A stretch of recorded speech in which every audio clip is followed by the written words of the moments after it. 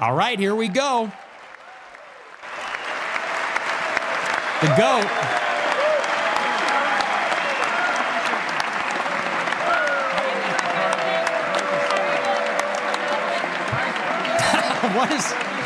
What's the face?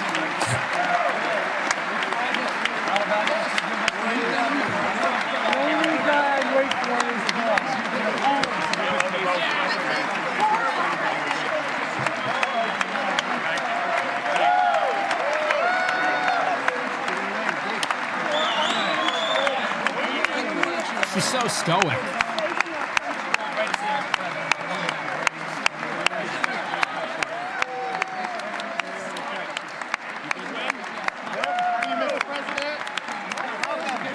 He's looking good. Dude, look at her. You see her stupid sign? This is not normal. What a stupid bitch. There's Marjorie Green with the hat on. What a chud. The MAGA hat on is such a pick-me move. Look, Trump, I got my hat on. Like, have a little decorum, you fucking hillbilly. Have a little decorum, have a little respect. You're wearing a hat on in the chamber during the address. Look, I got my hat on. Look at me. Look, I got the t-shirt. Like, really? I'm so sick of that hillbilly, I can't even tell you. Have a little respect. But she's such a pick-me. That's such a pick-me. That's like, zip it up when you're done doing tricks on it.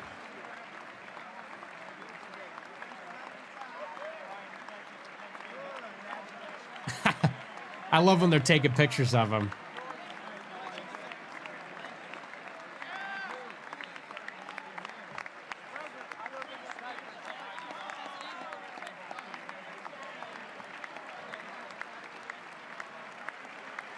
Making his way through.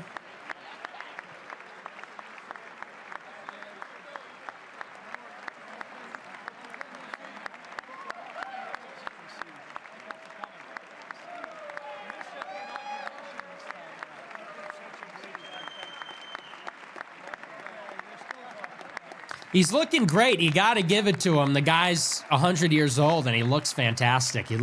Especially given what he's been through. Normally, presidents age, and they haven't been through half of what he's been through. He's been shot. He's been indicted. Not to glaze. No, a lot of the glazers say that, but can't deny. He's like an unbelievable phenom in terms of energy.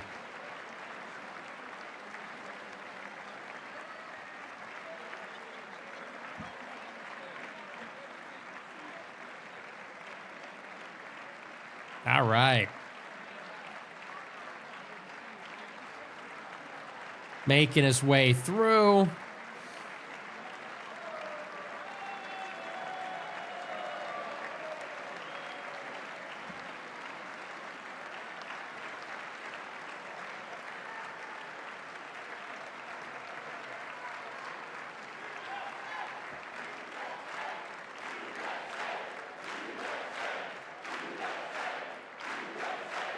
Look at, really, dude. What a pig.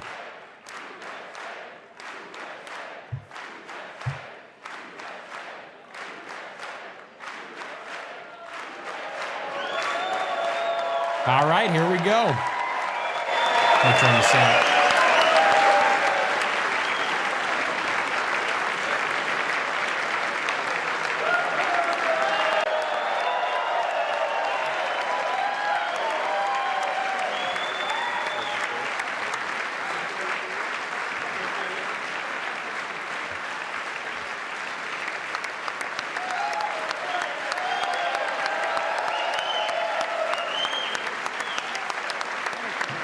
Who's this girl?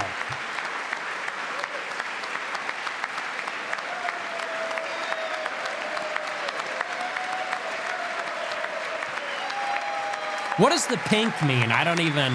It's always a statement, right?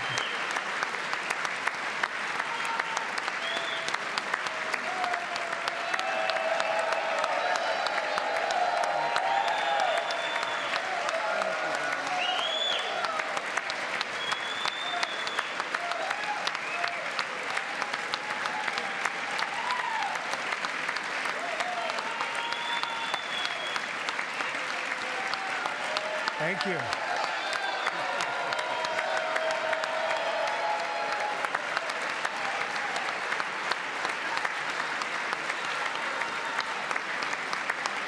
Oh my gosh, dude. Who's that on the right? What is that? You got Shapiro, very though. much. That's nuts. Thank you very That's much. crazy that Shapiro's there. It's a great honor. Thank you very much. Speaker Johnson, Vice President Vance, the First Lady of the United States,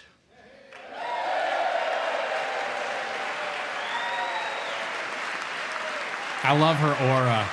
Iconic. She's iconic.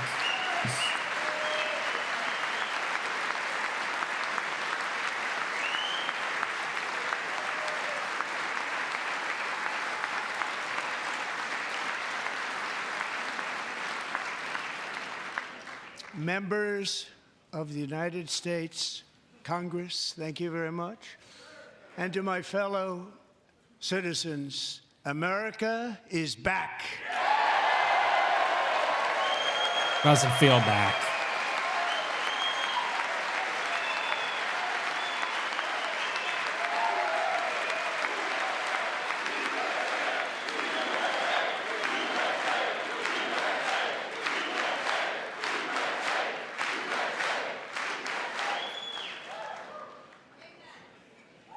Six weeks ago, I stood beneath the dome of this Capitol and proclaimed the dawn of the golden age of America. From that moment on, it has been nothing but swift and unrelenting action to usher in the greatest and most successful era in the history of our country. We have accomplished more in 43 days than most administrations accomplished in 4 years or 8 years, and we are just getting started. Seems tired. Hair's a little disheveled. Seems a little tired. Oh, brother. Well, at least wearing a suit tonight.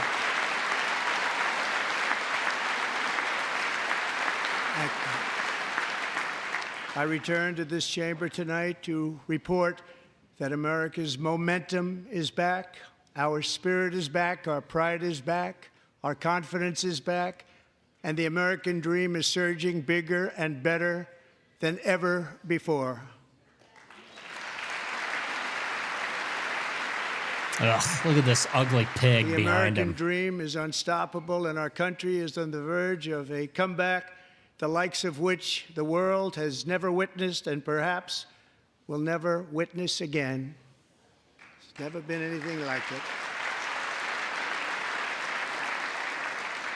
The presidential election of November 5th was a mandate like has not been seen in many decades. We won all 7 swing states, giving us an electoral college victory of 312 votes.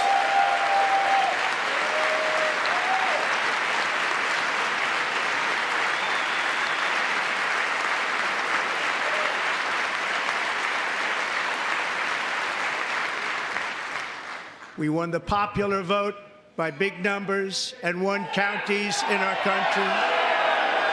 What's going on? Heckler? Oh, wow. Look at this guy.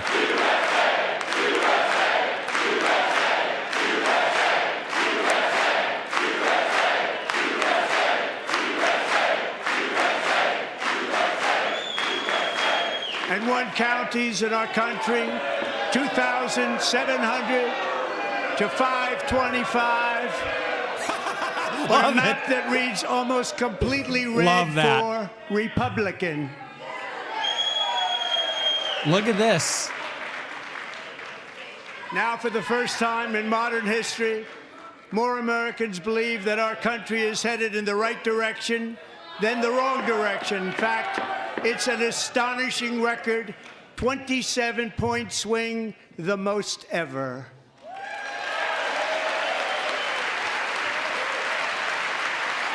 That's a congressman. Why are they not getting this guy out of there? Likewise, He's still there. Small business optimism saw its single largest one-month gain ever recorded, a 41-point jump.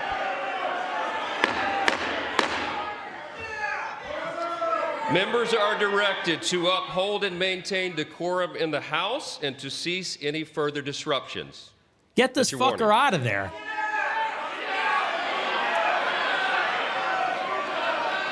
Members are engaging in willful and continuing breach of decorum, and the chair is prepared to direct the Sergeant-at-Arms to restore order to the joint get him session. out.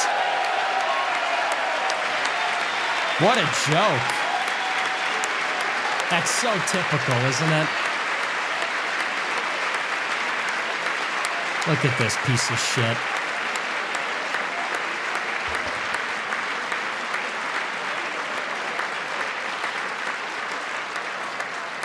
Mr. I'd Green, love to take see your him seat. dragged out of there. Take your seat, sir. Take your seat. Finding that members continue to engage in willful and concerted disruption of proper decorum, the chair now directs the Sergeant-at-Arms to restore Let's go. order. Okay, let's fucking Remove go. this gentleman from the Let's chamber. go. Yeah. Time to go. Time to go, thug. What an ignoramus. Yeah, time to go, piece of shit. What a joke.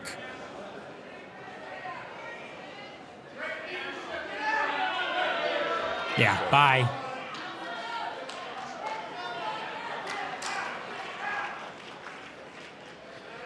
Members are That is directed ridiculous. to uphold and maintain decorum in the House. Mr. President, you continue. Thank you. Over the past 6 weeks, I have signed nearly 100 executive orders and taken more than 400 executive actions, a record to restore common sense, safety, optimism, and wealth all across our wonderful land. The people elected me to do the job, and I'm doing it.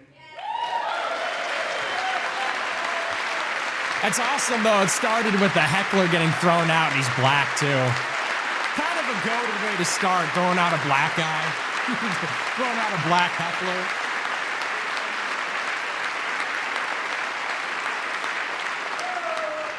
In fact, it has been stated by many that the first month of our presidency, it's our presidency, is the most successful in the history of our nation.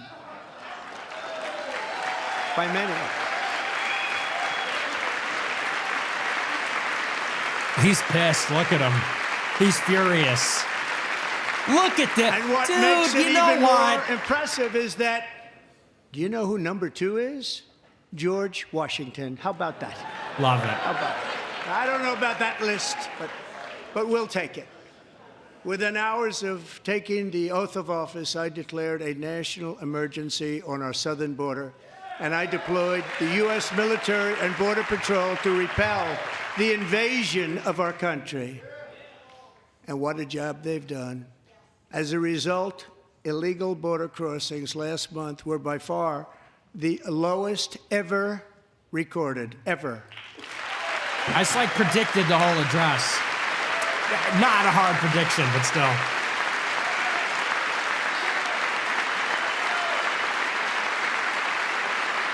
These Democrats are making me like They heard my words and they Republican chose now. not to come. Much easier that way.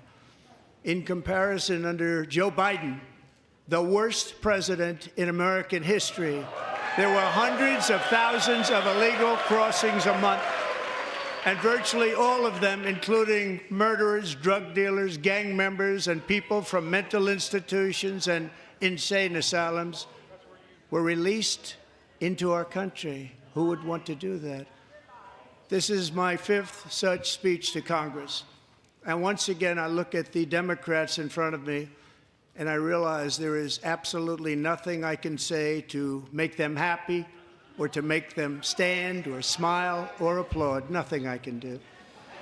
I could find a cure to the most devastating disease, a disease that would wipe out entire nations, or announce the answers to the greatest economy in history or the stoppage of crime to the lowest levels ever recorded. And these people sitting right here will not clap, will not stand, and certainly will not cheer for these astronomical achievements. They won't do it, no matter what. Awesome. Five times I've been That's up here. awesome. It's very sad, and it just shouldn't be this That's way. awesome. Let's go. Love it. Love it. That was pretty smart.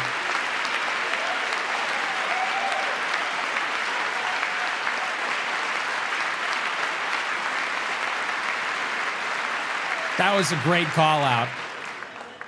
So Democrats sitting before me, for just this one night, why not join us in celebrating so many incredible wins for America?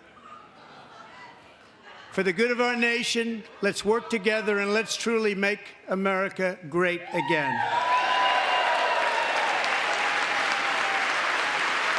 Look at this bitch.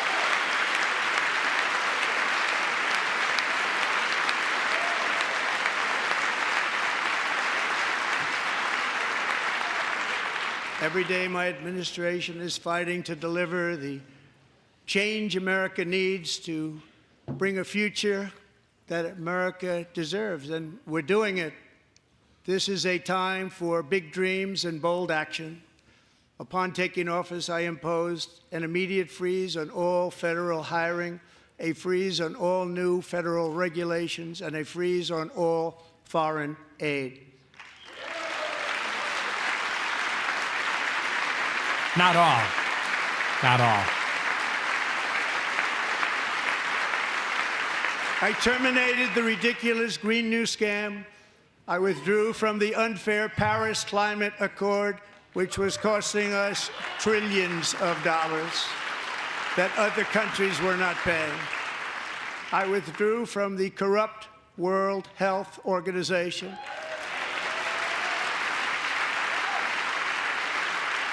And I also withdrew from the anti-American UN Human Rights Council.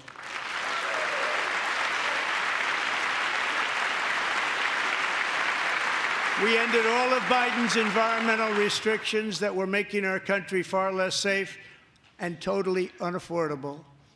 And importantly, we ended the last administration's insane electric vehicle mandate, saving our auto workers and companies from economic destruction.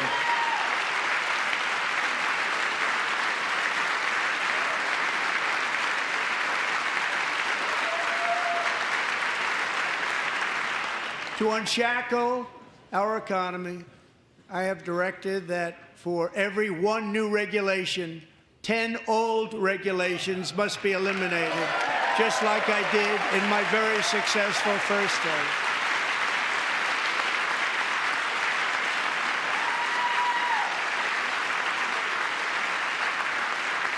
And in that first term, we set records on ending unnecessary rules and regulations like no other president had done before. We ordered all federal workers to return to the office. They will either show up for work in person or be removed from their job. Oh my gosh. With this one. What an idiot. And we have ended weaponized government where, as an example, a sitting president is allowed to viciously prosecute his political opponent, like me. How did that work out? Not too good. Not too good. Let's go. Let's fucking go. Yep.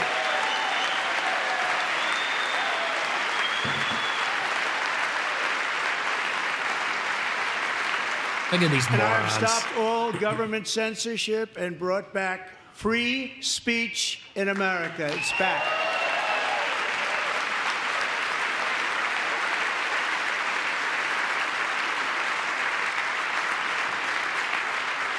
And 2 days ago, I signed an order making English the official language of the United States of America.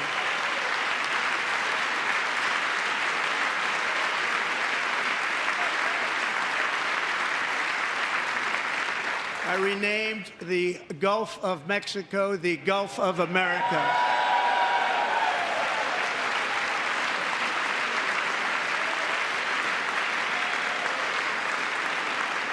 And likewise, I renamed, for a great president, William McKinley, Mount McKinley again.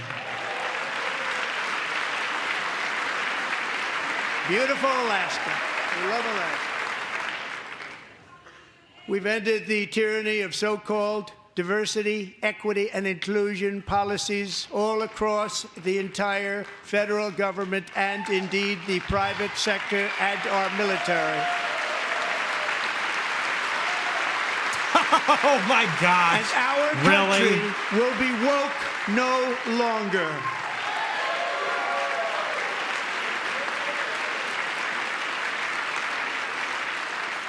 We believe that whether you are a doctor, an accountant, a lawyer, or an air traffic controller, you should be hired and promoted based on skill and competence, not race or gender.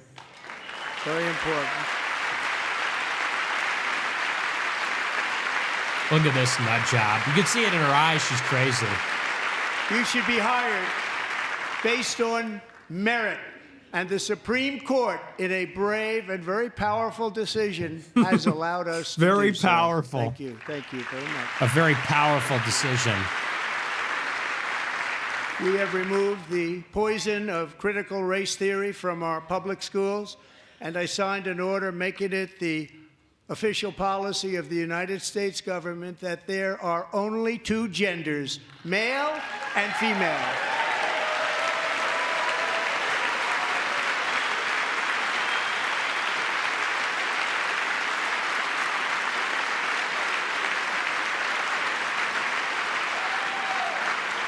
I also signed an executive order to ban men from playing in women's sports.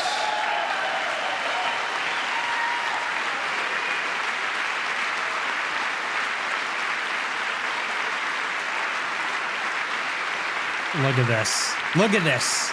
3 years ago, Who's Peyton that woman? McNabb was an all-star She looks high like a school freak. athlete, one of the best, preparing for a future in college sports. But when her girls' volleyball match was invaded by a male, he smashed the ball so hard in Peyton's face, causing traumatic brain injury, partially paralyzing her right side, Oh, that's and not cool. ending her athletic career. It was a shot like she's never seen before. She's never seen anything like it. A tranny Peyton is here spiked the tonight volleyball into in her the gallery, face. and Peyton, from now on, schools will kick the men off the girls' team, or they will That's lose not funny, though. all federal funding. That's not funny. She's there because some tranny spiked a volleyball and it knocked her out. Oh my gosh. That doesn't even sound real. That sounds like that's like the plot of Lady Ballers. That's crazy. She got choke slammed in the all-female WWE. If you really want to see numbers, just take a look at what happened in the women's boxing, weightlifting, track and field, Yeah, there it swimming, is. or cycling, where a male recently finished a long-distance race 5 hours and 14 minutes ahead of a woman for a new record by 5 hours. Broke the record by 5 hours. It's demeaning for women, and it's very bad for our country. We're not going to put up with it any longer.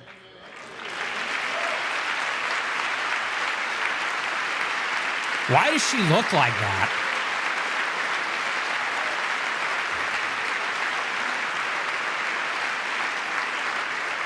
Yikes. What I have just described is only a small fraction of the common sense revolution that is now, because of us, sweeping the entire world. Common sense has become a common theme, Boom. and we will never go back. Never. Never going to let that happen. Love that.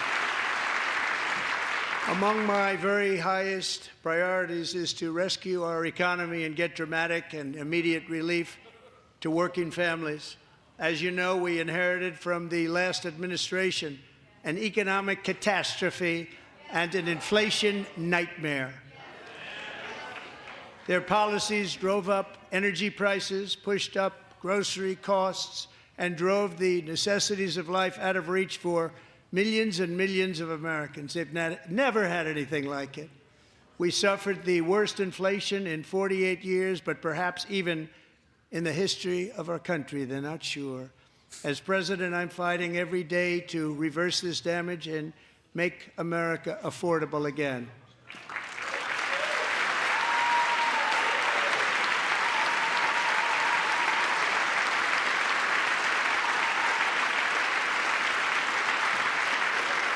The signs are really obnoxious. Joe Biden especially let the price of eggs get out of control. The egg price is out of control. And we're working hard to get it back down. Secretary, do a good job on that. You inherited a total mess from the previous administration. Do a good job.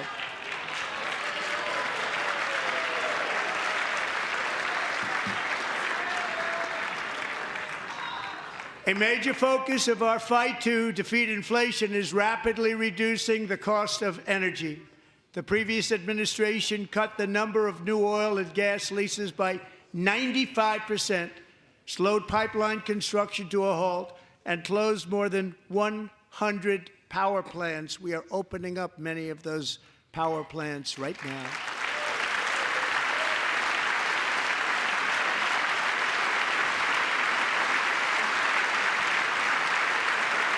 And frankly, we have never Look seen at her, so anything regal. like it.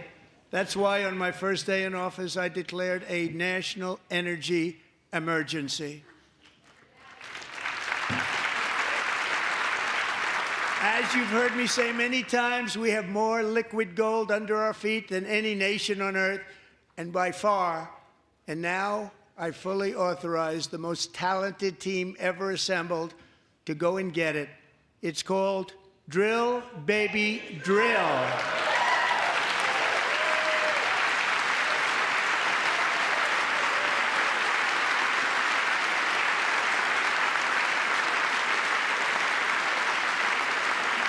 My administration is also working on a gigantic natural gas pipeline in Alaska, among the largest in the world, where Japan, South Korea, and other nations want to be our partner with investments of trillions of dollars each. There's never been anything like that one.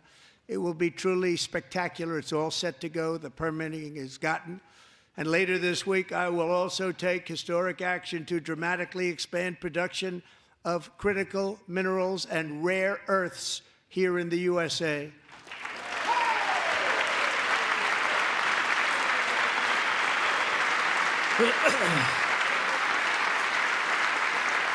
Yep. To further combat inflation, we will not only be reducing the cost of energy, but will be ending the flagrant waste of taxpayer dollars.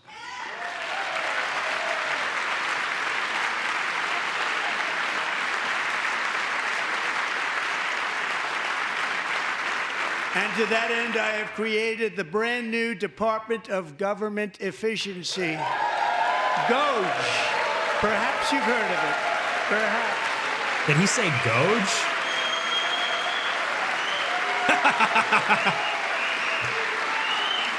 Which is headed by Elon Musk, who is in the gallery tonight.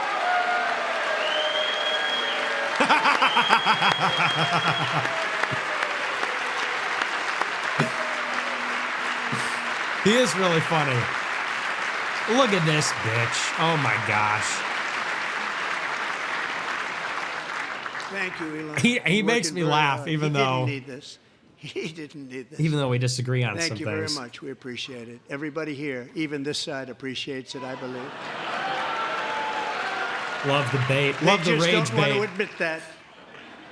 Just listen to some of the appalling waste we have already identified.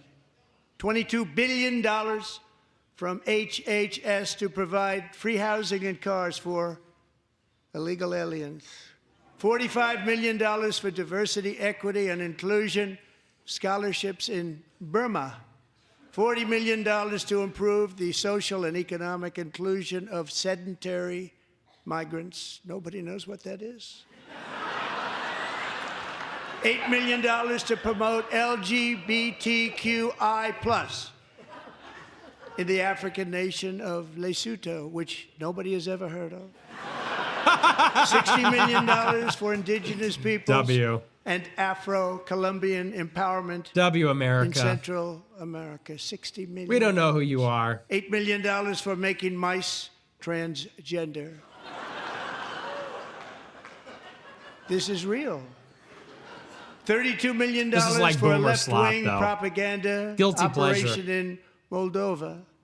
$10 million for male circumcision in Mozambique. $20 million for the Arab Sesame Street in the Middle East. It's a program. $20 million for a program.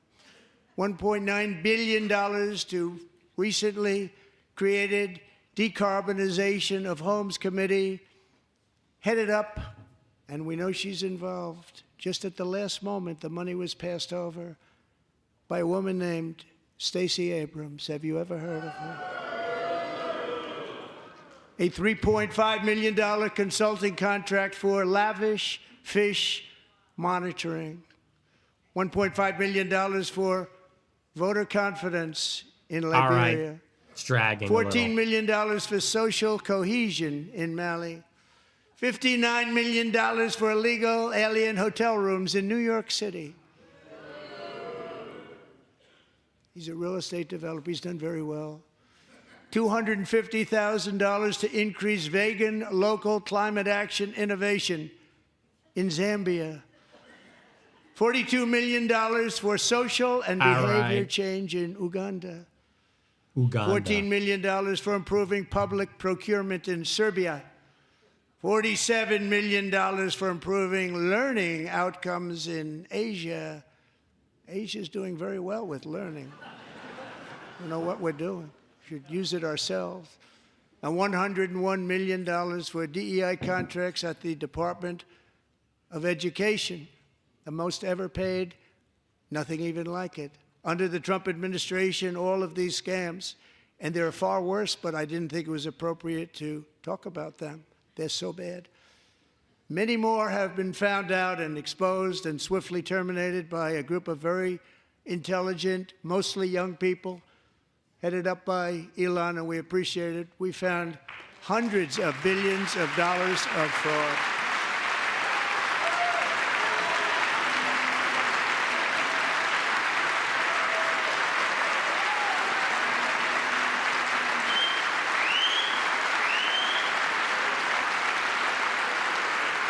And we've taken back the money and reduced our debt to fight inflation and other things. Taken back a lot of that money. We got it just in time. This is just the beginning. The Government Accountability Office, a federal government office, has estimated annual fraud of over $500 billion in our nation, and we are working very hard to stop it. We're going to. We're also identifying shocking levels of incompetence and probable fraud in the Social Security program for our seniors, and that our seniors and people that we love rely on. Believe it or not, government databases list 4.7 million Social Security members from people aged 100 to 109 years old. It lists 3.6 million people from ages 110 to 119. I don't know any of them. I know some people that are rather elderly, but not quite that elderly. 3.47 million people from ages 120 to 129. 3.9 million people from ages 130 to 139. 3.5 million people from ages 140 to 149. And money is being paid to many of them, and we're searching right now. In fact, Pam, good luck. Good luck. You're going to find it. But a lot of money is paid out to people because it just keeps getting paid, and nobody does, and it really hurts Social Security and hurts our country. 1.3 million people from ages 150 to 159, and over 130,000 people, according to the Social Security databases, are age over 160 years old. We have a healthier country than I thought, Bobby.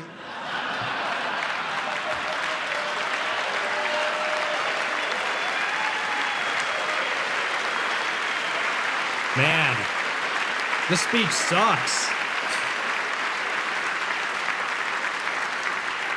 Including, to finish, 1,039 people between the ages of 220 and 229, one person between the age of 240 and 249, and one person is listed at 360 years of age.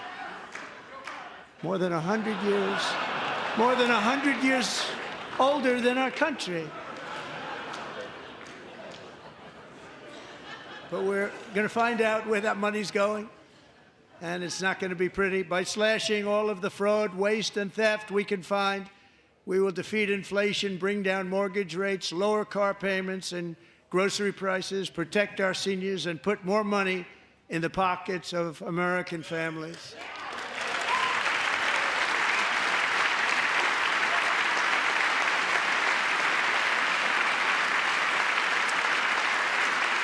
That was tedious. And today, interest rates took a beautiful drop, big, beautiful drop. It's about time. And in the near future, I want to do what has not been done in 24 years, balance the federal budget. We're going to balance it. We'll see.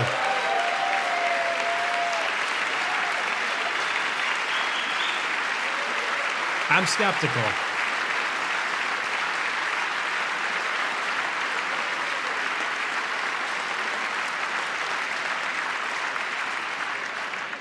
With that goal in mind, we have developed in great detail what we are calling the Gold Card, which goes on sale very, very soon.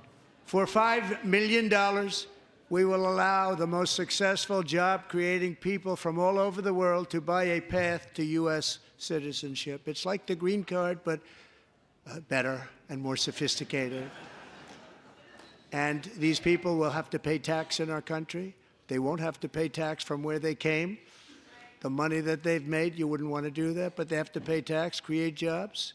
They'll also be taking people out of colleges and paying for them so that we can keep them in our country instead of having them being forced out. Number one, at the top school, as an example, being forced out and not being allowed to stay and create tremendous numbers of jobs and great success for a company out there. So while we take out the criminals, killers, traffickers, and child predators who are allowed to enter our country under the open border policy of these people, the Democrats, the Biden administration, the open border insane policies that you've allowed to destroy our country. We will now bring in brilliant, hardworking, job-creating people. They're going to pay a lot of money, and we're going to reduce our debt with that money. We don't want them. We don't want them either. That's the curse. That's the deal. That's what they've been saying for years. Americans have given us a mandate for bold and profound change. For nearly 100 years, the federal bureaucracy has grown until it has crushed our freedoms, ballooned our deficits, and held back America's potential in every possible way. The nation founded by pioneers and risk-takers now drowns under millions and millions of pages of regulations and debt. Approvals that should take 10 days to get instead take 10 years, 15 years, and even 20 years before you're rejected. Meanwhile, we have hundreds of thousands of federal workers who have not been showing up to work. My administration will reclaim power from this unaccountable bureaucracy, and we will restore true democracy to America again.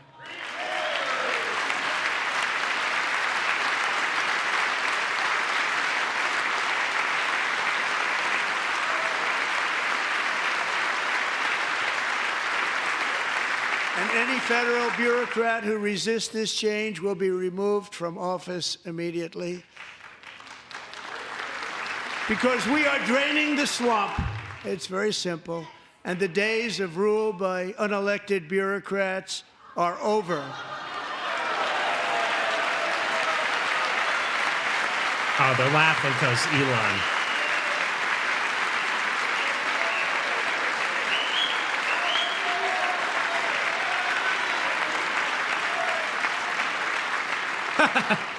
And the next phase of our plan to deliver the greatest economy in history is for this Congress to pass tax cuts for everybody. They're in there. They're waiting for you to vote. And I'm sure that the people on my right, I don't mean the Republican right, but my right here, I'm sure you're going to vote for those tax cuts, because otherwise I don't believe the people will ever vote you into office. So I'm doing you a big favor by telling you that. But I know this group is going to be voting for the tax.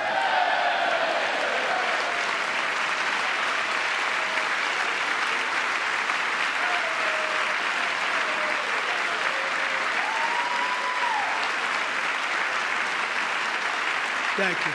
It's a very, very big part of our plan. We had tremendous success in our first term with it. A very big part of our plan. We're seeking permanent income tax cuts all across the board. And to get urgently needed relief to Americans hit especially hard by inflation, I'm calling for no tax on tips, no tax on overtime, and no tax on Social Security benefits for our great seniors.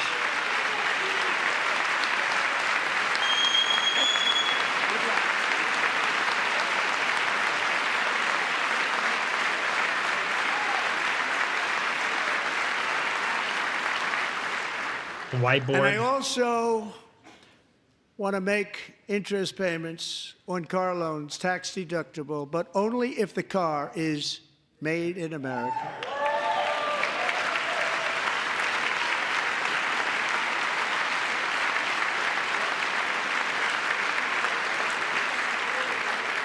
And by the way, we're going to have growth in the auto industry like nobody's ever seen. Plants are opening up all over the place. Deals are being made.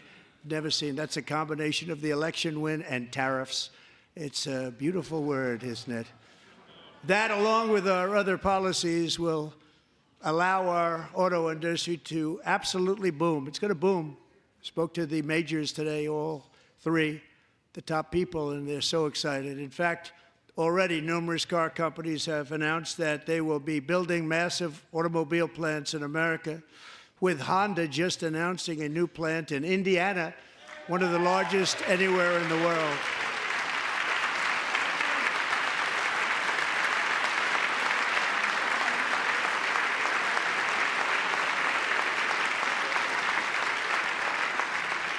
And this has taken place since our great victory on November 5th, a date which will hopefully go down as one of the most important in the history of our country.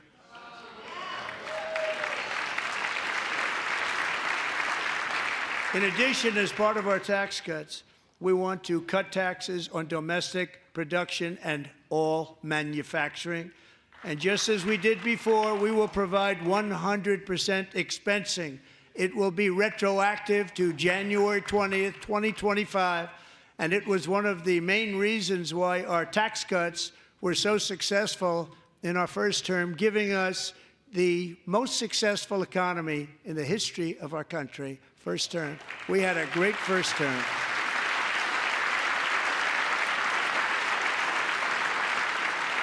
If you don't make your product in America, however, under the Trump administration, you will pay a tariff, and in some cases, a rather large one. Other countries have used tariffs against us for decades, and now it's our turn to start using them against those other countries. On average, the European Union, China, Brazil, India, Mexico, and Canada, have you heard of them? And countless other nations charge us tremendously higher tariffs than we charge them. It's very unfair. India charges us auto tariffs higher than 100%. China's average tariff on our products is twice what we charge them. And South Korea's average tariff is 4 times higher. Think of that, 4 times higher. And we give so much help militarily and in so many other ways to South Korea, but that's what happens. This is happening by friend and foe. This system is not fair to the United States and never was, and so on April 2nd, I wanted to make it April 1st, but I didn't want to be accused of April Fool's Day. That's not, just one day was cost us a lot of money.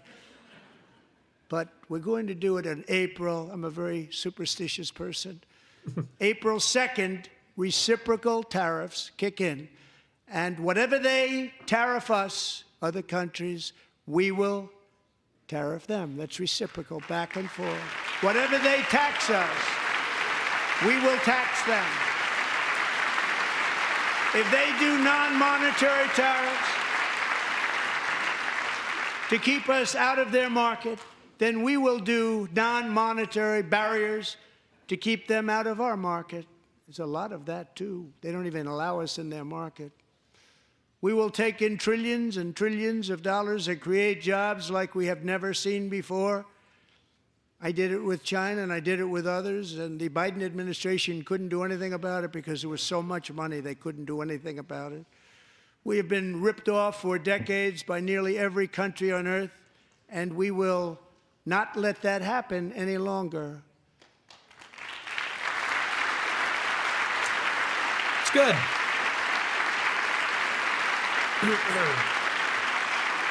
Much has been said over the last 3 months about Mexico and Canada, but we have very large deficits with both of them. But even more importantly, they've allowed fentanyl to come into our country at levels never seen before, killing hundreds of thousands of our citizens and many very young, beautiful people, destroying families. Nobody's ever seen anything like it. They are, in effect, receiving subsidies of hundreds of billions of dollars. We pay subsidies to Canada and to Mexico of hundreds of billions of dollars, and the United States will not be doing that any longer. We're not going to do it any longer.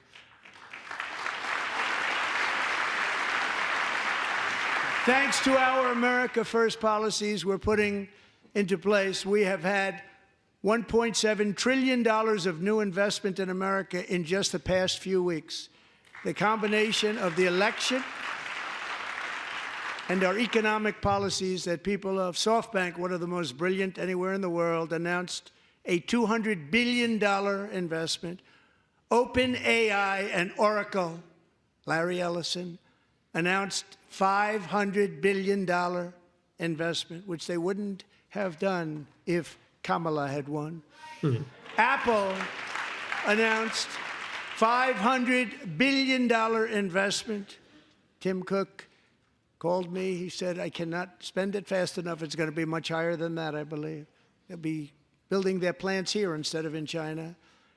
And just yesterday, Taiwan Semiconductor, the biggest in the world, most powerful in the world, has a tremendous amount, 97% of the market, announced a $165 billion investment to build the most powerful chips on earth right here in the USA.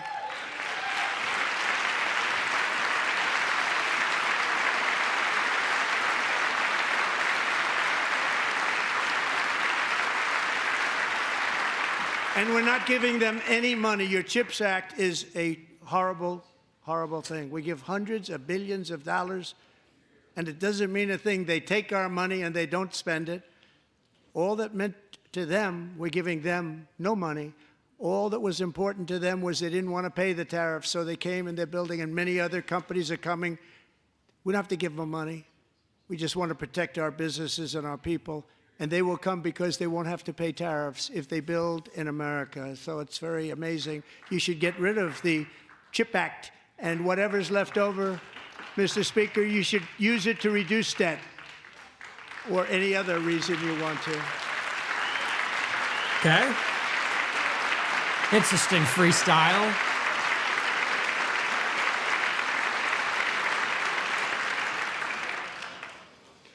Our new trade policy will also be great for the American farmer. I love the farmer. Who will now be selling into our home market, the USA, because nobody is going to be able to compete with you. because there's goods that come in from other countries and companies. They're really in a bad position in so many different ways. They're uninspected. They may be very dirty and disgusting, and they come in and they pour in, and they hurt our American farmers. The tariffs will go on agricultural product coming into America, and our farmers, starting on April 2nd, it may be a little bit of an adjustment period. We had that before when I made the deal with China, $50 billion of purchases, and I said, just bear with me, and they did. They did. Probably have to bear with me again, and this will be even better. That was great. The problem with it was that Biden didn't enforce it. He didn't enforce it. $50 billion of purchases, and we were doing great, but Biden did not enforce it, and it hurt our farmers. But our farmers are going to have a field day right now. So to our This is brutal. farmers, have a lot of fun. I love you too. I love you too. It's all going to happen. Have a lot of fun.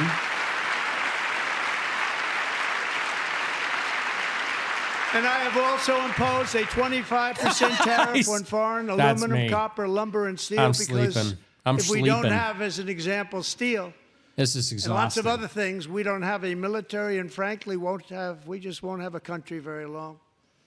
Here today is a proud American steelworker, fantastic person from Decatur, Alabama, Jeff Denard. Has been working at the same steel plant for 27 years in a job that has allowed him to serve as the captain of his local volunteer fire department, raise 7 children with his beautiful wife, Nicole, and over the years provide a loving home for more than 40 foster children. So great, Jeff.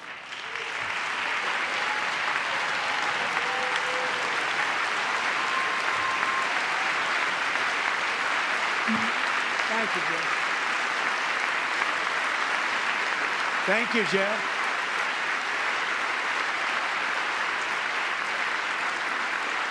Stories like Jeff's remind us that tariffs are not just about protecting American jobs. They're about protecting the soul of our country. Tariffs are about making America rich again and making America great again, and it's happening, and it will happen rather quickly. There'll be a little disturbance, but we're okay with that. It won't be much. Oh my No, gosh. you won't. And look where Biden took us. Tough Very watch. Low, the This is lowest a we've tough ever been. watch. Jeff, I want to thank you very much. And I also want to recognize another person who has devoted herself to foster care community. She works so hard on it. A very loving person, our magnificent First Lady of the United States.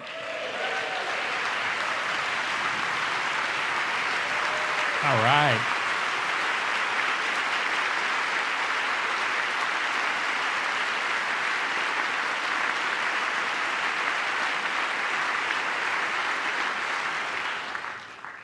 Melania's work has yielded incredible results, helping prepare our nation's future leaders as they enter the workforce.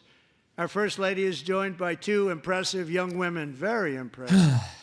Haley Ferguson, who benefited from the First Lady's Fostering the Future initiative and is poised to complete her education and become a teacher.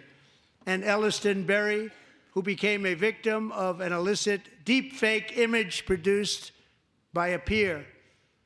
With see that. Elliston's help, the Senate I could just see the passed appeal. the Take It Down Act, and this is so important. Thank you very much, John. John Thune. That's Thank you. nice. Good for Stand up, her. John. Thank you, John.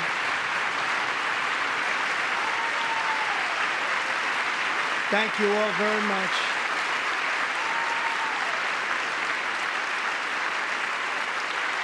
Thank you. And thank you to John Thune and the Senate. Great job. To criminalize the publication of such images online is a terrible, terrible thing. And once it passes the House, I look forward to signing that bill into law. Thank you. And I'm going to use that bill for myself, too, if you don't mind. Because nobody gets treated worse than I do online. Nobody. That's great. Thank you very much to the Senate. Thank you. But if we truly care about protecting Americans' children, no step is more crucial than securing America's borders.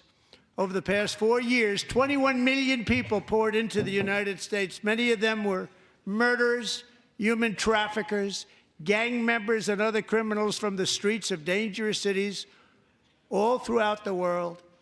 Because of Joe Biden's insane and very dangerous open border policies, they are now strongly embedded in our country, but we are getting them out and getting them out fast.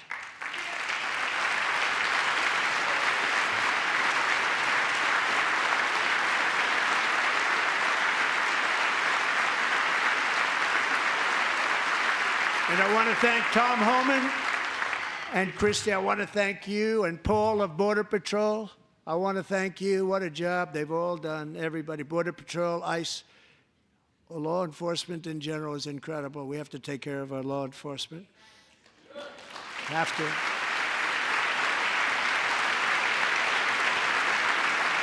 Last year,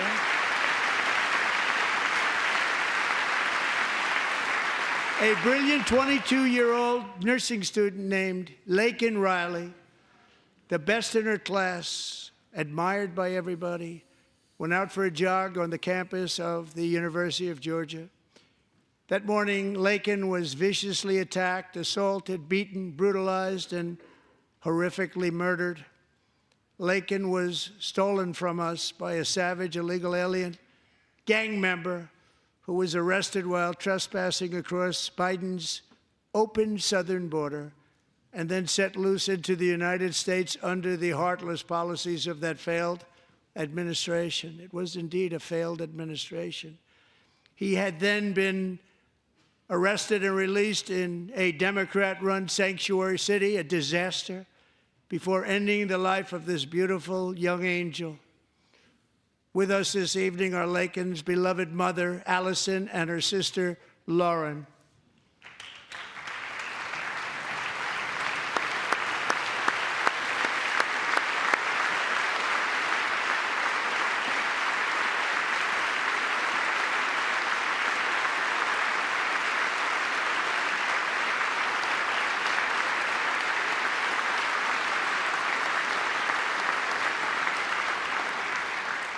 Last year, I told Laken's grieving parents that we would ensure their daughter would not have died in vain. That's why the very first bill I signed into law as your 47th president mandates the detention of all dangerous criminal aliens who threaten public safety. It's a very strong, powerful act. Very powerful act. Very strong and very powerful law.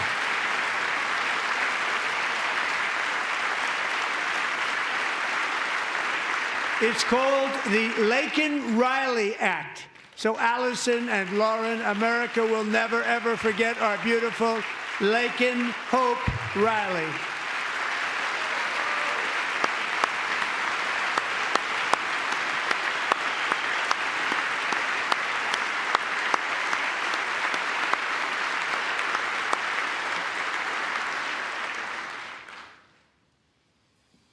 Thank you very much. Since taking office, my administration has launched the most sweeping border and immigration crackdown in American history, and we quickly achieved the lowest numbers of illegal border crossers ever recorded. Thank you.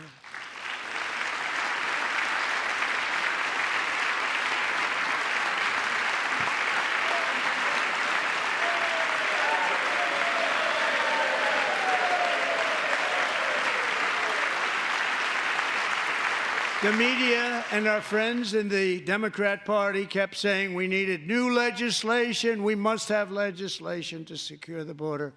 But it turned out that all we really needed was a new president. Epic. Epic line.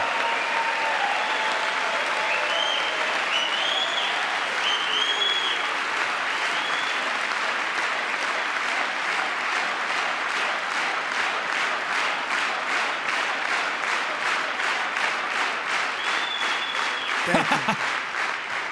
Joe Biden didn't just open our borders, he flew illegal aliens over them to overwhelm our schools, hospitals, and communities throughout the country. Entire towns like Aurora, Colorado, and Springfield, Ohio, buckled under the weight of the migrant occupation and corruption like nobody's ever seen before. Beautiful towns destroyed. Now, just as I promised in my inaugural address, we are achieving the great liberation of America.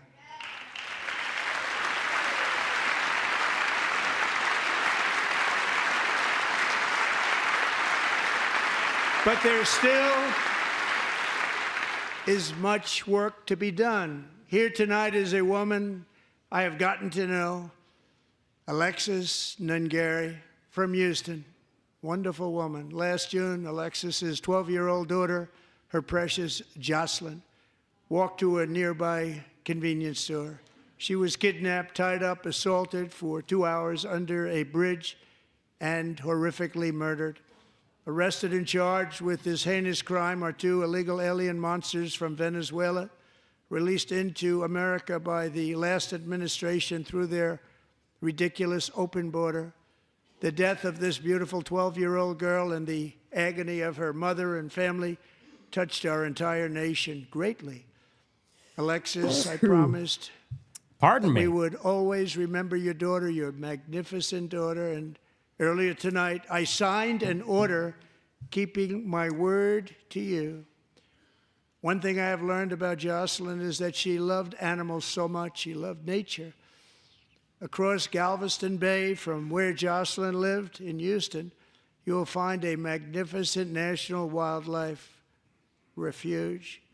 A pristine, peaceful, 34,000-acre sanctuary for all of God's creatures on the edge of the Gulf of America. Alexis, moments ago, I formally renamed that refuge in loving memory of your beautiful daughter, Jocelyn. So, Mr. Vice President, if you would, may I have the order?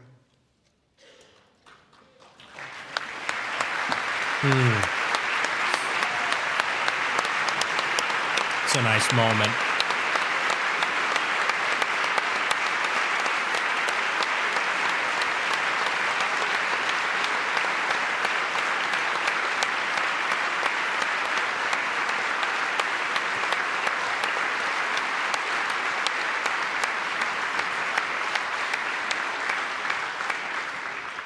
Thank you very much.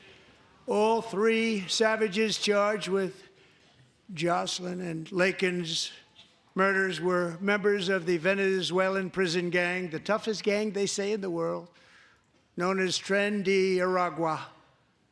2 weeks ago, I officially designated this gang, along with MS-13 and the bloodthirsty Mexican drug cartels, as foreign terrorist organizations. Yeah. Oh, you're very good.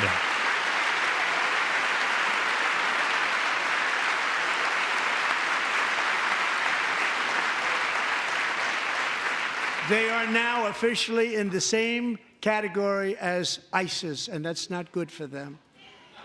Countless thousands of these terrorists were welcomed into the U.S. by the Biden administration. But now every last one will be rounded up and forcibly removed from our country, or, if they're too dangerous, put in jails, standing trial in this country, because we don't want them to come back ever. With us this evening is a warrior on the front lines of that battle, Border Patrol Agent Roberto Ortiz. Great guy.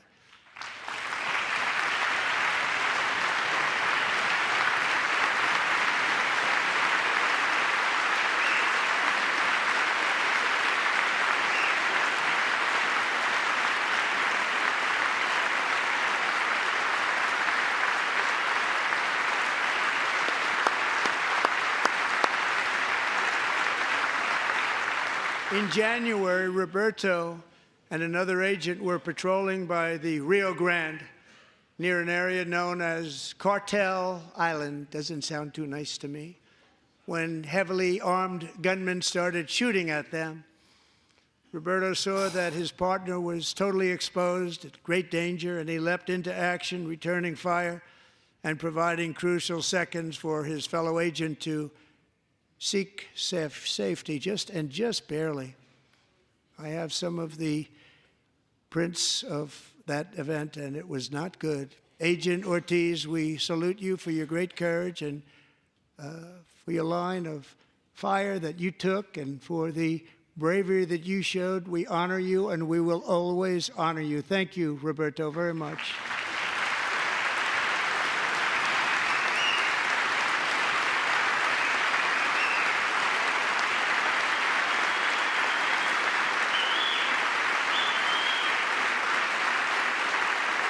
Thank you, Roberto. And I actually got to know him on my many calls to the border. He's a great gentleman. The territory to the immediate south of our border is now dominated entirely by criminal cartels that murder, rape, torture, and exercise total control. They have total control over a whole nation, posing a grave threat to our national security. The cartels are waging war on America, and it's time for America to wage war on the cartels, which we are doing.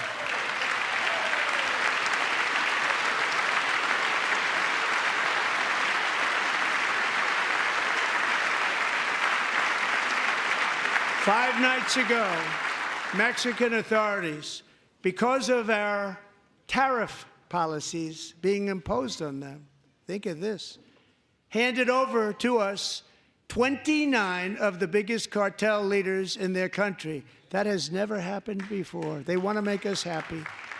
First time ever.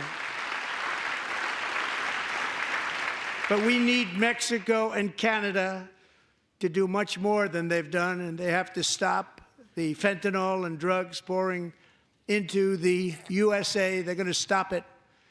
I have sent Congress a detailed funding request laying out exactly how we will eliminate these threats to protect our homeland and complete the largest deportation operation in American history, larger even than current record holder, President Dwight D. Eisenhower, a moderate man, but someone who believed very strongly in borders. Americans expect Congress to send me this funding without delay so I can sign it into law. So, Mr. Speaker, John Thune, both of you, I hope you're going to be able to do that, Mr. Speaker. Thank you. Mr. Leader, thank you. Thank you very much. And let's get it to me. I'll sign it so fast, you won't even believe it.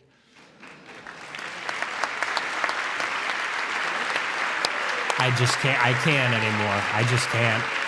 It's like being with a relative that's super old and they keep saying the same thing over and over. And as we reclaim our sovereignty, we must also bring back law and order to our cities and towns.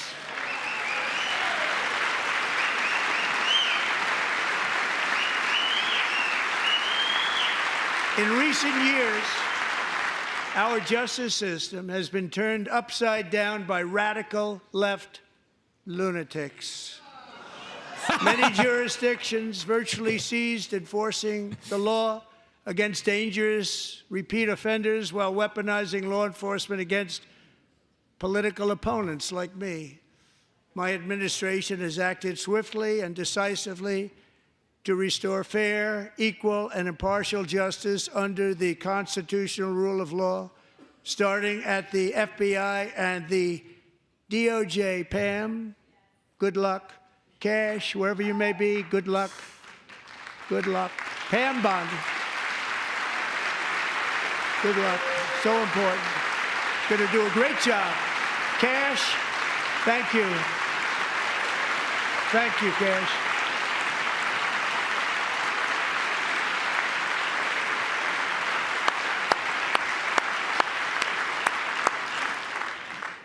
They've already started very strong. They're going to do a fantastic job. You're going to be very proud of them.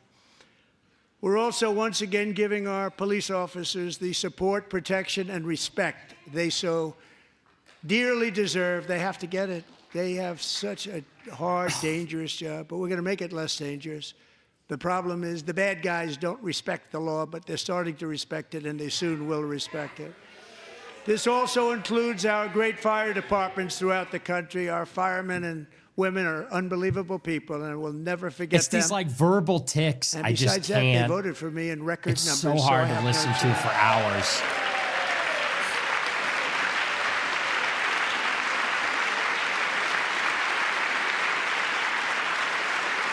One year ago this month, 31-year-old New York police officer Jonathan Diller, unbelievably wonderful person and a great officer, was gunned down at a traffic stop on Long Island. I went to his funeral. The vicious criminal charged with his murder had 21 prior arrests, and they were rough arrests, too. He was a real bad one. The thug in the seat next to him had 14 prior arrests and went by the name of Killer. He was Killer. He killed other people, they say, a lot of them. I attended Officer Diller's service, and when I met his wife and one-year-old son, Ryan, it was very inspirational, actually. His widow's name is Stephanie, and she is here tonight. Stephanie, thank you very much, Stephanie.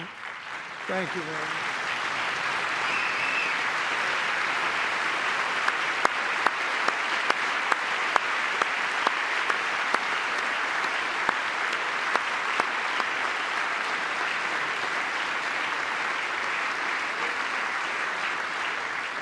Stephanie, we're going to make sure that Ryan knows his dad was a true hero, New York's finest, and we're going to get these cold-blooded killers and repeat offenders off our streets, and we're going to do it fast. Got to stop it. They get out with 28 arrests. They push people into subway trains. They hit people over the head, back of the head with baseball bats. We got to get them out of here. I've already signed an executive order requiring a mandatory death penalty for anyone who murders a police officer, and tonight I'm asking Congress to pass that policy into permanent law.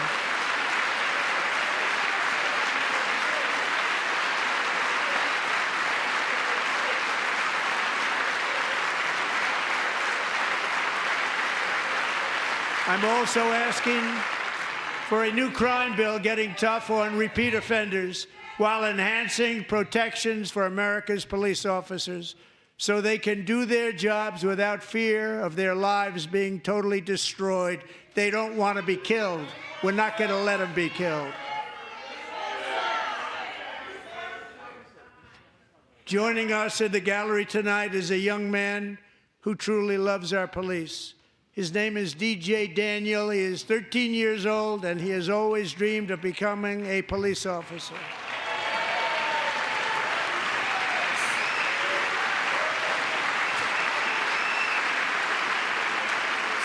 All right.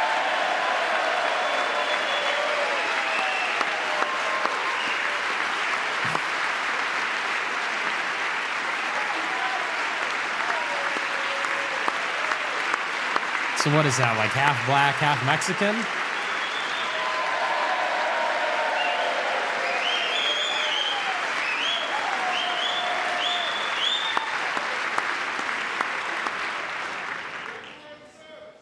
All right. But in 2018, DJ was diagnosed with brain cancer.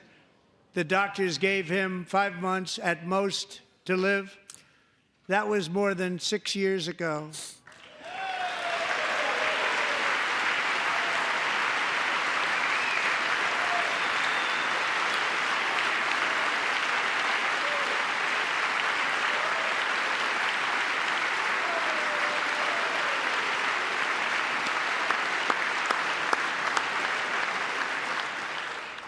Since that time, DJ and his dad have been on a quest to make his dream come true, and DJ has been sworn in as an honorary law enforcement officer, actually a number of times. The police love him, the police departments love him.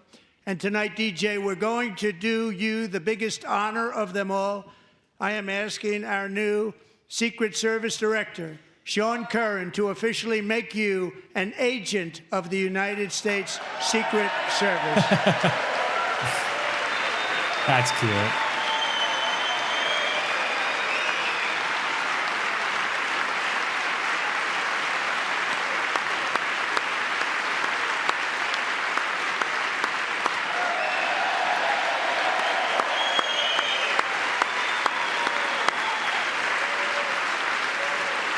All right. Ah, that's nice.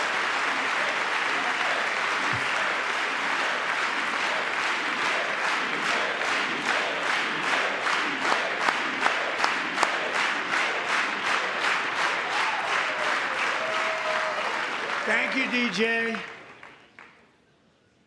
DJ's doctors believe his cancer likely came from a chemical he was exposed to when he was younger.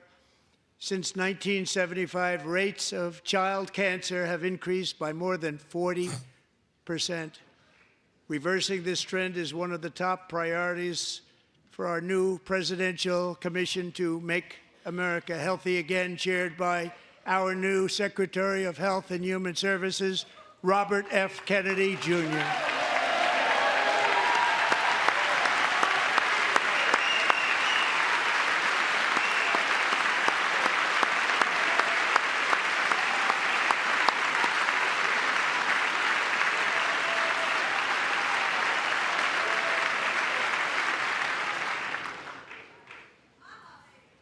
With the name Kennedy, you would have thought everybody over here would have been cheering. How quickly they forget. Our goal is to get toxins out of our environment, poisons out of our food supply, and keep our children healthy and strong. As an example, not long ago, and you can't even believe these numbers, 1 in 10,000 children had autism, 1 in 10,000. And now it's 1 in 36. There's something wrong, 1 in 36. Think of that.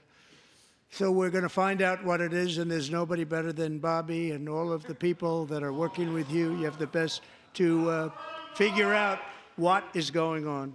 Okay, Bobby, good luck. It's a very important job. Thank you. Good job.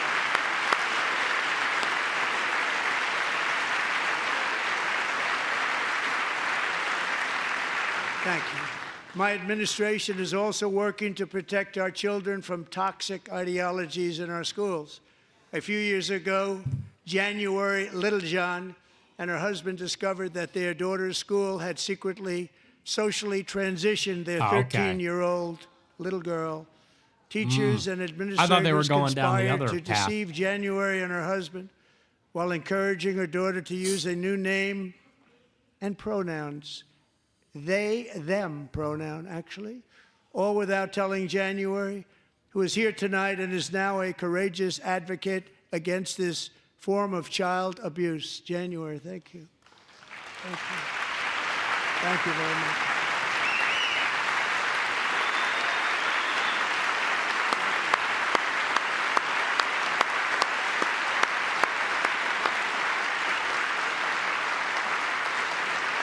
Thank you.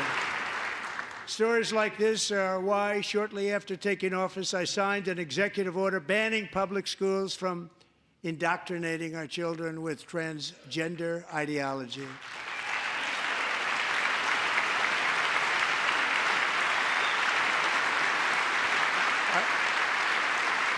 I also signed an order to cut off all taxpayer funding to any institution that engages in the sexual mutilation of our youth.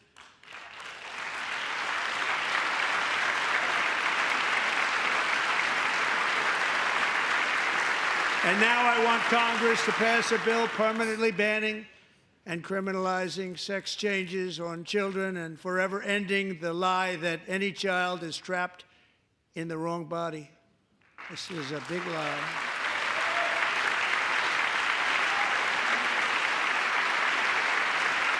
And our message to every child in America is that you are perfect exactly the way God made you.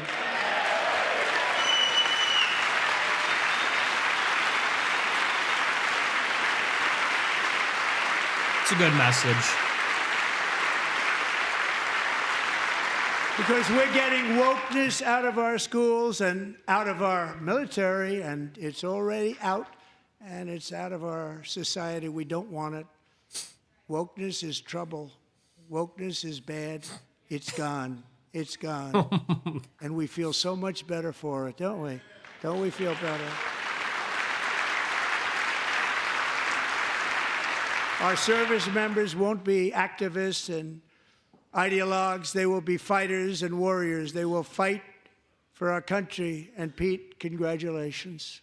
Secretary of Defense, congratulations.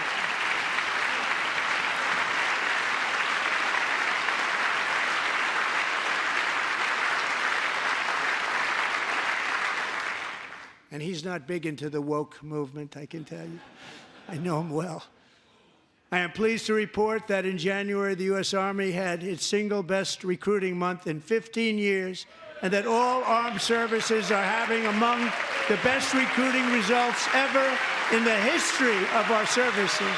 What a difference.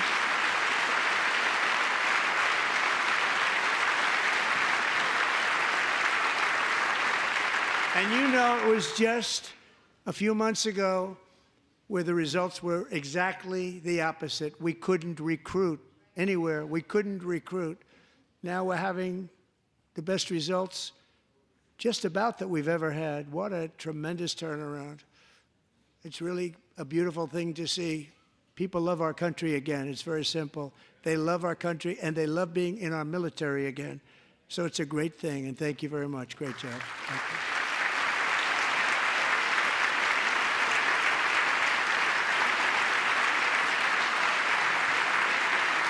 We're joined tonight by a young man, Jason Hartley, who knows the weight of that call of duty. Jason's father, grandfather, and great-grandfather all wore the uniform. Jason tragically lost his dad, who was also a Los Angeles County Sheriff's deputy when he was just a boy, and now he wants to carry on the family legacy of service. Jason is a senior in high school, a six-letter varsity athlete, a really good athlete, they say, a brilliant student with a 4.46, that's good, GPA. And his greatest dream is to attend the U.S. Military Academy at West Point.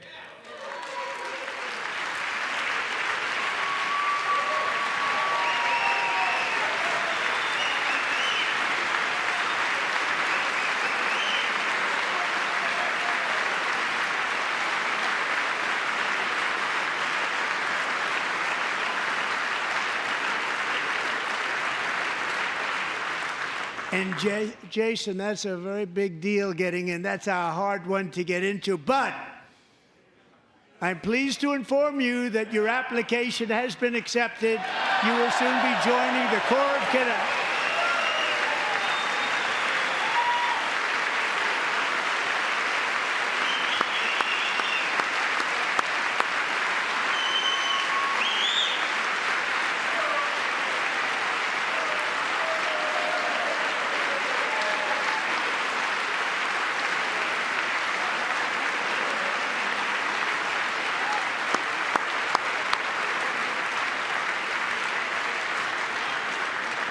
Thank you. Jason, you're going to be on the long gray line, Jason. As Commander-in-Chief, my focus is on building the most powerful military of the future. As a first step, I'm asking Congress to fund a state-of-the-art Golden Dome missile defense shield to protect our homeland, all made in the USA. Golden Dome. Of course. And Ronald Reagan wanted to do it long ago, but the technology just wasn't there, not even close. But now we have the technology. It's incredible, actually. And other places, they have it. Israel has it. Other places have it. And the United States should have it too, right, Tim, right? They should have it too. So I want to thank you. But it's a very, very important. This is a very dangerous world. We should have it. We want to be protected, and we're going to protect our citizens like never before. To boost our defense industrial base, we are also going to resurrect the American shipbuilding industry, including commercial shipbuilding and military shipbuilding. That's good. And for that purpose, I am announcing tonight that we will create a new Office of Shipbuilding in the White House and offer special tax incentives to bring this industry home to America where it belongs. We used to make so many ships. We don't make them anymore very much. True. We're going to make them very fast, very soon. It will have a huge impact. To further enhance our national security, my administration will be reclaiming the Panama Canal, and we've already started doing it.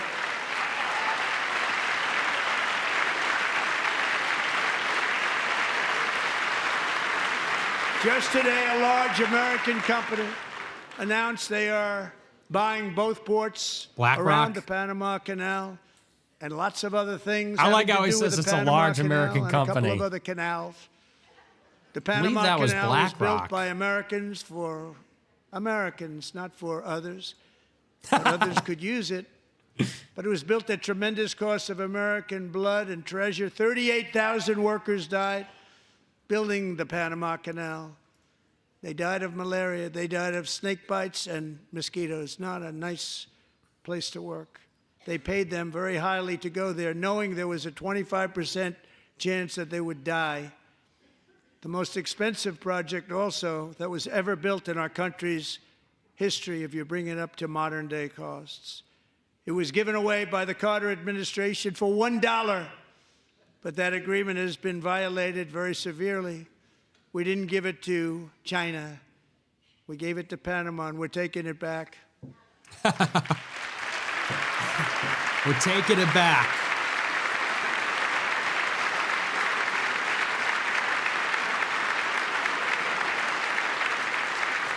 And we have Marco Rubio in charge. Good luck, Marco. Now, we know who to blame if anything goes wrong. Marco's been amazing, and he's going to do a great job. Think of it. He got 100 votes. Oh. You know, he was approved with actually 99, but the 100th was this gentleman, and I feel very certain. So let's assume he got 100 votes. And I'm either very, very happy about that, or I'm very concerned about it. But he's already proven. Yeah. I mean, he's a great gentleman. He's respected by everybody, and we appreciate you voting for Marco. He's going to do a fantastic job. Thank you. Thank you. He's doing a great job. Great job. And I also have a message tonight for the incredible people of Greenland. We strongly support your right to determine your own future. And if you choose, we welcome you into the United States of America. We need Greenland for national security and even international security, and we're working with everybody involved to try and get it. But we need it really for international world security, and I think we're going to get it. One way or the other, we're going to get it. We will keep you safe. We will make you rich. We're going to get it one way or another. We will take Greenland to heights like you have never thought possible before. It's a very small population, but very, very large piece of land and very, very important for military security. America is once again standing strong against the forces of radical Islamic terrorism. 3.5 years ago, ISIS terrorists killed 13 American service members and countless others in the Abbey Gate bombing during the disastrous and incompetent withdrawal from Afghanistan. Not that they were withdrawing, it was the way they withdrew. Perhaps the most embarrassing moment in the history of our country. Tonight, I am pleased to announce that we have just apprehended the top terrorist responsible for that atrocity, and he is right now on his way here to face the swift sword of American justice.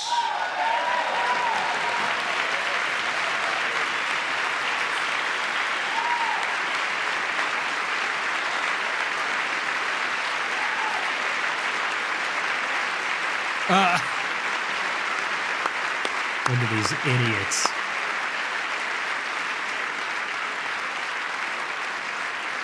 And I want to thank especially the government of Pakistan for helping arrest this monster. This was a very momentous day for those 13 families who I actually got to know very well, most of them, whose children were murdered, and the many people that were so badly, over 42 people, so badly injured on that fateful day in Afghanistan. What a horrible day. Such incompetence was shown. That when Putin saw what happened. I guess he said, wow, maybe this is my chance. That's how bad it was. Should have never happened. Grossly incompetent people. I spoke to many of the parents and loved ones, and they're all in our hearts tonight. Just spoke to them on the phone. We had a big call. Every one of them called, and everybody was on the line, and they did nothing but cry with happiness. They were very happy, as happy as you can be under those circumstances. Their child, brother, sister, son, daughter was killed for no reason whatsoever. In the Middle East, we're bringing back our hostages from Gaza. In my first term, we achieved one of the most groundbreaking peace agreements in generations, the Abraham Accords.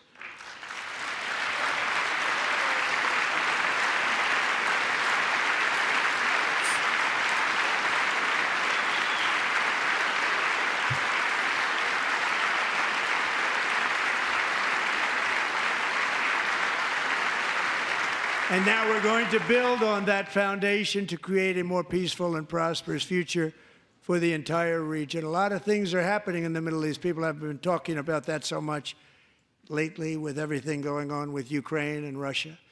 But a lot of things are happening in the Middle East. It's a rough neighborhood, actually. I'm also working tirelessly to end the savage conflict in Ukraine. Millions of Ukrainians and Russians have been needlessly killed or wounded in this horrific and brutal conflict with no end in sight. The United States has sent hundreds of billions of dollars to support Ukraine's defense with no security, with no anything.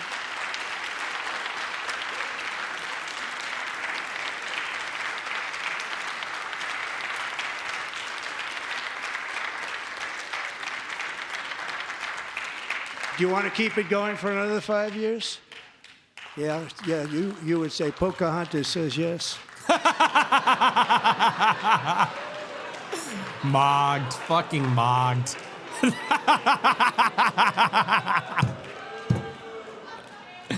2,000 people are being killed every single week.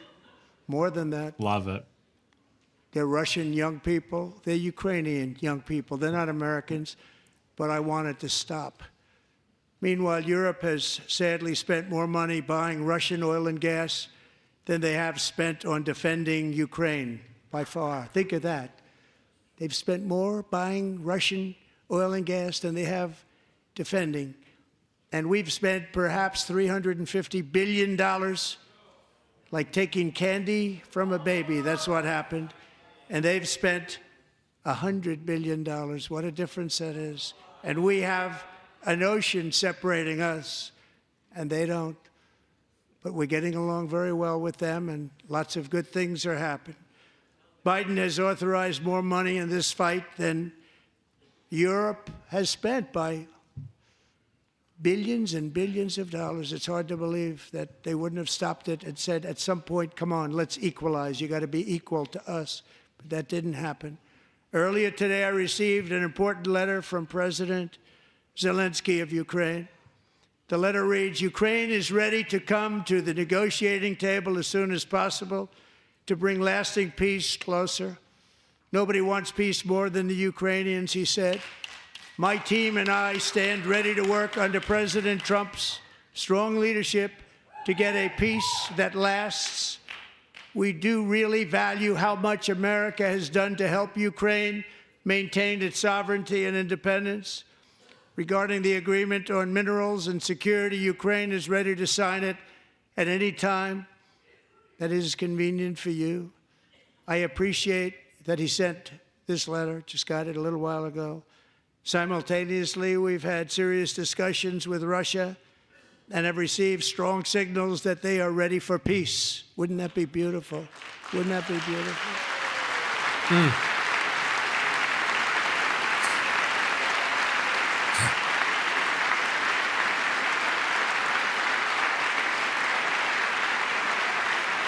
Wouldn't that be beautiful?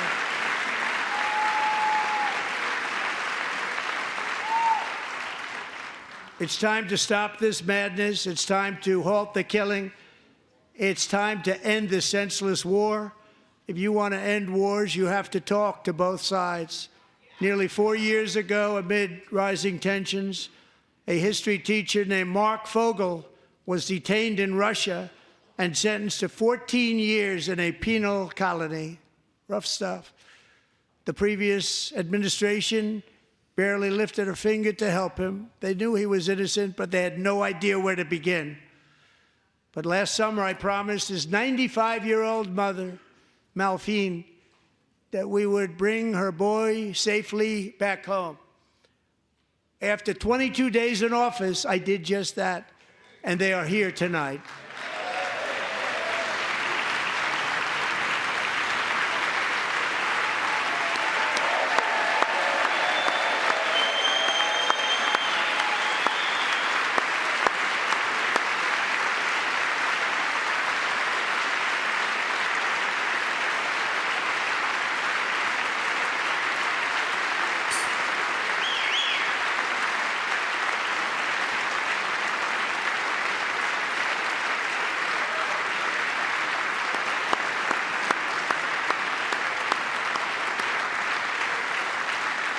That's nice.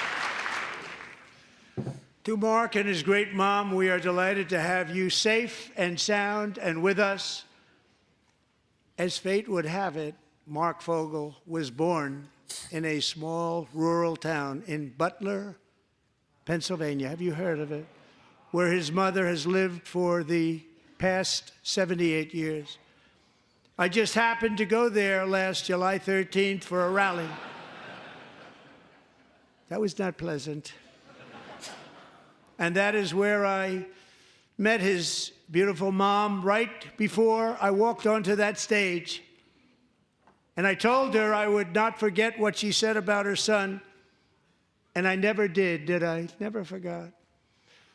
Less than 10 minutes later, at that same rally, gunfire rang out, and a sick and deranged assassin unloaded 8 bullets from his sniper's perch into a crowd of many thousands of people. My life was saved by a fraction of an inch, but some were not so lucky. Corey Comparator was a firefighter, a veteran, a Christian, a husband, a devoted father, and above all, a protector. When the sound of gunshots pierced the air, it was a horrible sound. Corey knew instantly what it was and what to do. He threw himself on top of his wife and daughters and shielded them from the bullets with his own body. Corey was hit really hard.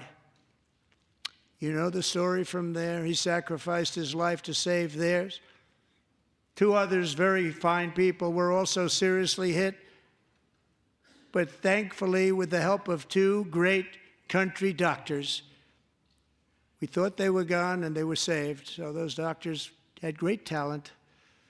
We're joined by Corey's wife, Helen, who was his high school sweetheart, and their 2 beloved daughters, Allison and Kaylee. Thank you. They don't seem happy to be there.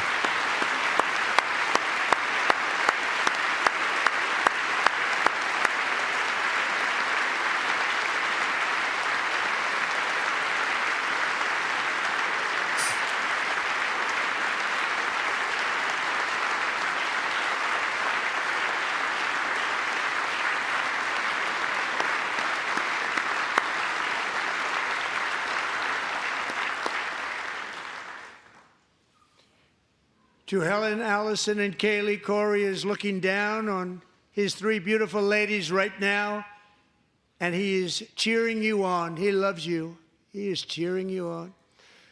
Corey was taken from us much too soon, but his destiny was to leave us all with a shining example of the selfless devotion of a true American patriot. It was love like Corey's that built our country, and it's love like Corey's that is going to make our country more majestic than ever before. I believe that my life was saved that day in Butler for a very good reason. I was saved by God to make America great again. I believe that. Thank you. They don't like that. Yeah, they are not happy about that. Well, their dad got killed. They're probably thinking it should have been you. That's probably what they're thinking. Those are probably the intrusive thoughts. Not to be inappropriate, but Thank know, you very much. From the their patriots dad. of Lexington and Concord to the heroes of Gettysburg and Normandy, from the warriors who crossed the Delaware to the trailblazers who climbed the Rockies, and from the legends who soared at Kitty Hawk to the astronauts who touched the moon, Americans have always been the people who defied all odds, transcended all dangers, made the most extraordinary sacrifices, and did whatever it took to defend our children, our country, and our freedom. And as we have seen in this chamber tonight, that same strength, faith, love, and spirit is still alive and thriving in the hearts of the American people. Despite the best efforts of those who would try to censor us, silence us, break us, destroy us, Americans are today a proud, free, sovereign, and independent nation that will always be free, and we will fight for it till death. We will never let anything happen to our beloved country, because we are a country of doers, dreamers, fighters, and survivors. Our ancestors crossed a vast ocean, strode into the unknown wilderness, and carved their fortunes from the rock and soil this part. of a perilous and very dangerous frontier. They chased our destiny across a boundless continent. They built the railroads, laid the highways, and graced the world with American marvels like the Empire State Building, the mighty Hoover Dam, and the towering Golden Gate Bridge. They lit the world with electricity, broke free of the force of gravity, fired up the engines of American industry, vanquished the communists, fascists, and Marxists all over the world, and gave us countless modern wonders sculptured out of iron, glass, and steel. We stand on the shoulders of these pioneers who won and built the modern age, these workers who poured their sweat into the skylines of our cities, these warriors who shed their blood on fields of battle and gave everything they had for our rights and for our freedom. Now it is our time to take up the righteous cause of American liberty. And it is our turn to take America's destiny into our own hands and begin the most thrilling days in the history of our country. This will be our greatest era.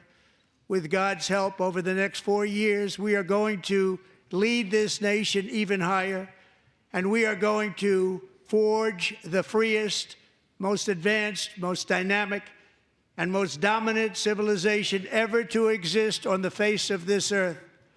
We are going to create the highest quality of life, build the safest and wealthiest and healthiest and most vital communities anywhere in the world.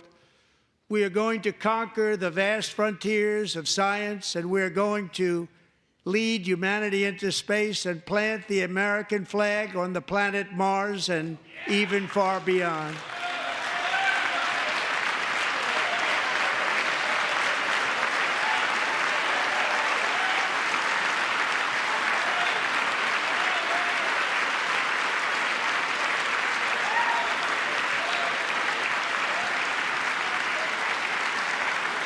And through it all, we are going to rediscover the unstoppable power of the American spirit. And we are going to renew unlimited promise of the American dream. Every single day, we will stand up and we will fight, fight, fight for the country our citizens believe in and for the country our people deserve.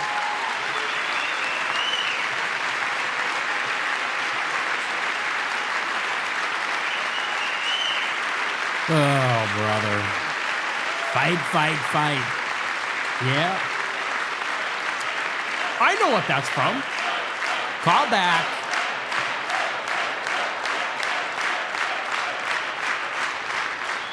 My fellow Americans, get ready for an incredible future, because The golden age of America has only just begun. It will be like nothing that has ever been seen before. Thank you, God bless you, and God bless America.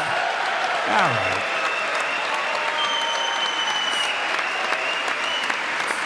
Yeah, thank you.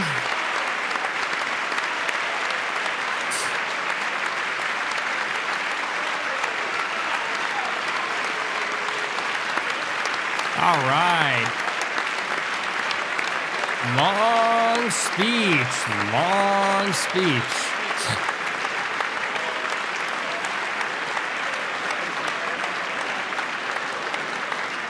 There you go.